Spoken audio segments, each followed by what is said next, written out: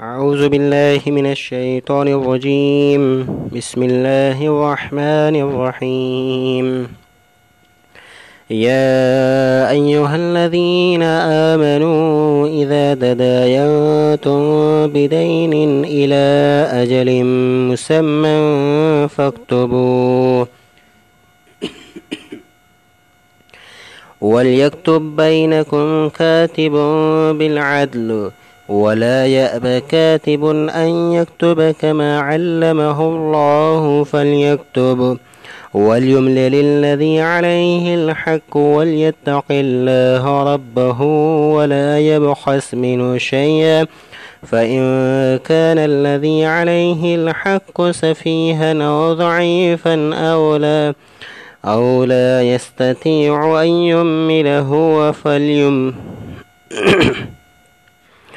أن يمله فليملل وليه بالعدل واستشهدوا شهيدين من رجالكم فإن لم يكونا رجلين فرجل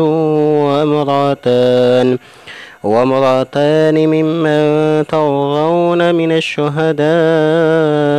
أن تضل إحداهما فتذكر إحداهما الأخرى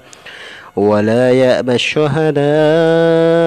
إذا ما دعوا ولا تسأموا أن تكتبوه صغيرا أو كبيرا إلى أجله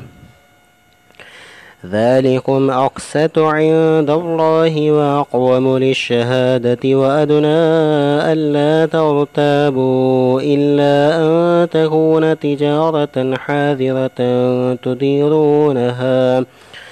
حاذرة تديرونها بينكم فليس عليكم جناح ألا تكتبوها وأشهدوا إذا تبايعتم ولا يضار كاتب ولا شهيد وإن تفعلوا فإنه فسوق